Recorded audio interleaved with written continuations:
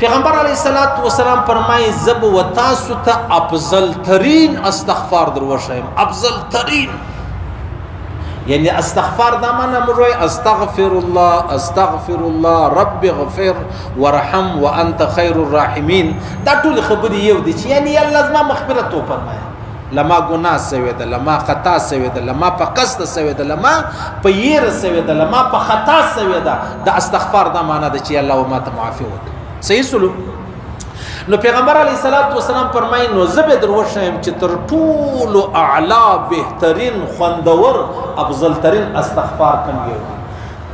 د الله رسول فرمایي و چې کله یو سړی راولاړ سلو دغه استغفار یې ووایي اللهم انت ربي لا اله الا انت خلقتني، یعنی یا الله ته زموږ رب یې ستاسې علاوه بل څوک نشته، تا موږ پیدا کړي یو، زه پیدا کړی یم. وانا عبدک وانا على عهدک ووعدک، زه ستا بنده یم، زه ستا پر عهد وعده چې ما ستا سره کړې ده زه پر هغه ولاړ یم. ما استطعت تر څو زما وس و قدرت اعوذ بک من شر ما صنعت، یعنی یا الله رب العزت چې کومې ګناوې ما کړي دي زه پر هغه مطلب لتا معافي غواړم، ما ته پناه راکې. او ابو لك بنعمتك علي، او زه دا گواهی ورکوم، زه اقرار کوم، زه اعتراف کوم چې یا الله رب العزت ما ته چې ستا کوم نعمتونه ملاو سوي دي و بالکل دغه چې ده. و ابو بذنبي، او دا اقرار کوم اعتراف کوم چې زه ګناهګار یم، زه ګناهګار یم، زه بې لار یم، زه بې دینه یم. نو فغفر لي، زما مغفرت وفرمایه. انه لا يغفر الذنوب الا انت، یا الله هیڅوک زما ګناوي نشي را بخښلی، نه د چا ګناوي بخښ یو تی بخښلی سم، یا الله ته ما تر او بخښم. د الله رسول فرمایي من قالها موقنا بها حين يمسي فمات من ليلته دخل الجنه. یو سړی را ولاړ سلو ما شام دغه توري وویل، دغه استغفار ووایي. د الله رسول فرمایي یقین به یقین چې الله ته زموږ رب یې، ستاسې علاوه څوک نشته، تا زه پیدا کړی یم، زه ستا بنده یم، ما ستا سره وعده ده، زما ستا سره عهد دی چې تر څو زما وس و زه به مطلب ستا نافرماني نه کوم، وعده الخلافي به نه کوم، او هغه خبرې چې هغه مطلب لما ګناوي سوي دي یا د هغه رقم مطلب لما یو بد کار چې دی هغه سوی دی، یعنی هغه زه پناه غواړم د دې ټولو بد کارو چې کوم لما سوي دي یا زه کوم یا راڅخه کېږي، او دا زه اقرار کوم، دا اعتراف کوم چې تا ما ته ډېر نعمتونه راکړي دي، او دا اعتراف کوم، دا اقرار کوم چې زه ګناهګاره یم.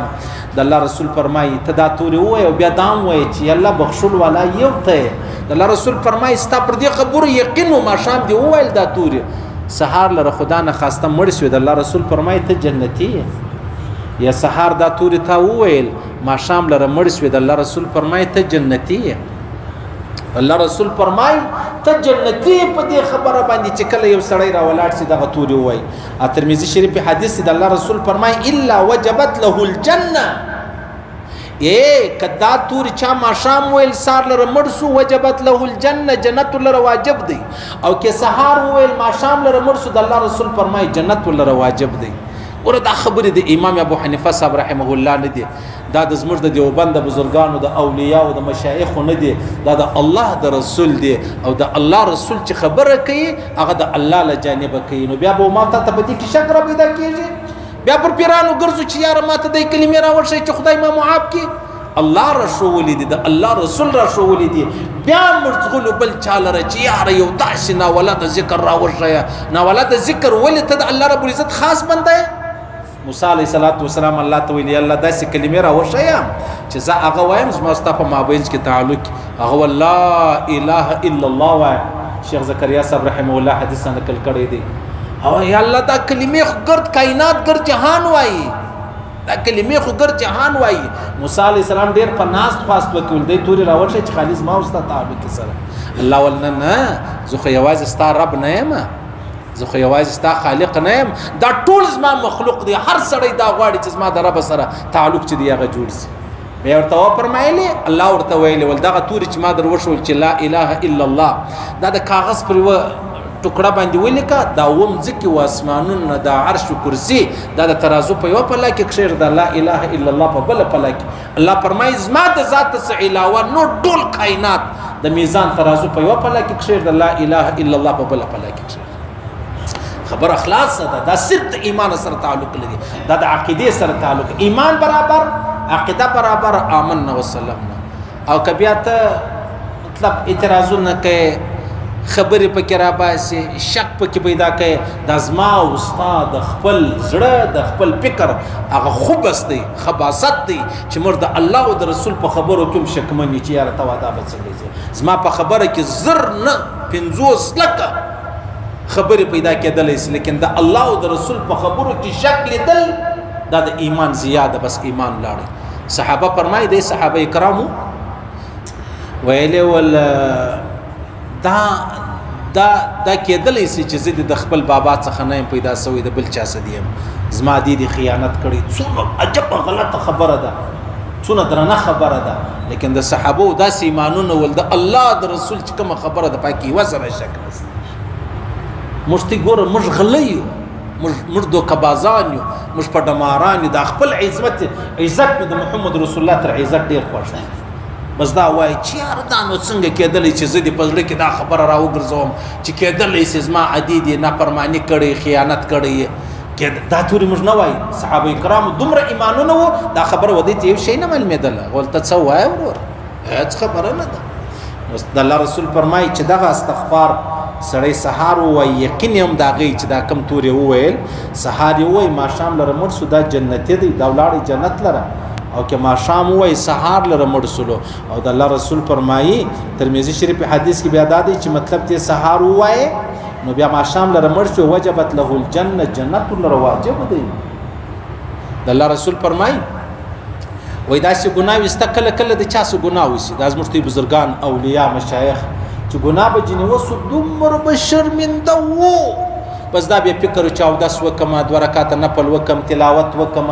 بس بیا به زه د الله څخه معافي وغواړم یا په تهجد کې د الله څخه معافي وغواړم په تهجد کې د الله څخه معافي وغواړم دی اوس په زړه کې دغه دی چې زه بس د شپې تهجد ته راپورته شم پر دې ګناه به د الله څخه معافي وغواړم د الله رسول فرمایي د هغه توبې څخه مخکې الله ستا معافي وکړي د توبې څخه مخکې الله تا معاف کړي ولې ته په زړه کې صادق یې رښتینی یې الله در خبر دی الله را خبر دی چې یاره دی خو د شپې توبه باسي پروا نه لري زه بیا اوس تا قبوله کړم لکه چې موږ ته بازار له راورسو یو سړی ډېر خرڅ سړی یې په رجسټر کې خبر لیکلی دی زما پر تا دونه پیسې باندې دي تور توزې راوړم ماپښین لره دی سهار لا میټاو کې ماپښین دی روپۍ راوړې نه دي یاره خو پر دی یقین دی چې دا سړی سم سړی دی د هغه چې د الله په دربار کې داسې خلک شته چې الله رب العزت پیدا کړی دی وایي زه د په زړه خبر یم چې د رښتیا او توبه باسي موږ ټګان موږ غلی یو موږ د الله په دربار کې غلی یو د محمد رسول الله په دربار کې غلی یو په خپلو کې خودونه غټ غلی چې ګر سره پر هغه باندې شان د الله رسول فرمایي ګوره د بخاري شریف حدیث مې درته وایي عجب او موږ څونه ګناهګار یو موږ څومره ګناهګار یو امام غزالی صاحب امام رازی صاحب رحمه الله فرمایي موږ دومره ګناهګار یو که دا زموږ ګناه د ډبرو په صورت کې کو بس دغه د ورځې موږ څو ګناوې کوو د هغو مطابق ډبرې کور ته ورغورځوو د ورځې 100 ګناوې 1000 ګناوې موږ کوو 15 ورځې بعد به دا کور د ډبرو ډک شي اشه نو زما او ستا عملنامه ولې د ګناو نه ډکېږي او نو لهذا میټاوېده بیا هم کوو چې کله ګناه راڅخه وسوله بیا به موږ فورا د میټاوېدو کوشش کوو ګناه موږ کړې ده د الله نافرماني مې کړې ده هغه الله له راسه ما غلطي وشوه خبره خلاصه ده هېڅ حضرت علي کرم الله وجهه فرمایي د انسان تر ټولو لوی سپارښي چې دی لکه چې زه تا ته وایم ته ما ته ته راځه فلاني سړی زما سپارښ وکړه د الله په دربار کې تر ټولو لوی سپارښي چې دی هغه د انسان خپل اقرار جرم دی د خپل جرم اقرار یې وکړي وله ما دا کار سوی یا الله له ما دا غلطي وسو زه معافي غواړم پتا خبره زما استاد لپاره کافي ده د بنده دربار لره ورسه هغه خالی وي منه چې و دا کار ما کړی نور شي نشته تله ما وسو زه معافي غواړم زه مجرم یم زه ګرم یم زه ملامت یم بس ما څه دا غلط کار سوی دی نو اوس په دې ځای کې د الله رسول فرمایي معافي کړه کې نه معافي د قیامت پر ورځ ما حوض کوثر له مراد صحیح سلو دا خو یو تور سید الاستغفار چې هغه درته وایي او بس تیز د کوي څنګه دا هم ډېر لوی جرم دا هم ډېر لوی ګران کار خو بیانونه دغه دي اوري 4 بیان دی واورېدی زوی ته ووایه ورور دا راولیکه نو موږ خالي اورېدلو دپاره خو نه یې ناست نه زه نه ته چې څه اورو هغه به وایو په ویلو یې ما او تا ته خدای دغه شیان راکوي په اورېدلو یې نه راکوي چې ما تا ته سید الله استغفار ووایي نو بس ته ما دی استغفار واورېدی لکه چې ما او تا کور له وړه راوړو وړه به راخلي هغه ځای تنکي کوې به اور به بلوې ډوډۍ به پکوې بیا به یې خورې بیا تا ته پیدا رسوي نو دغه رقم دا زما چې کومه خبره زما وکړله یا بل عالم بزرګ وکړله نو هغه اورېدل نه دی اورېدل خو خالي غزل دی سړی یې واوري بس صدقې نفس خوشحاله شي صحیح سو یا یو کوچنی بچی دی بابا ته ګایېږي اورېدل هلک بابا به هغه عمل نه کوي خالي د خبرې خوند ورکوي لیکن د الله په دربار کې اورېدل نه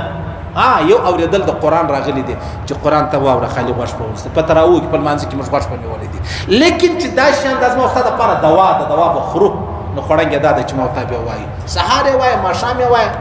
پیغمبر علیه السلام قول کړی دی صحیح سلو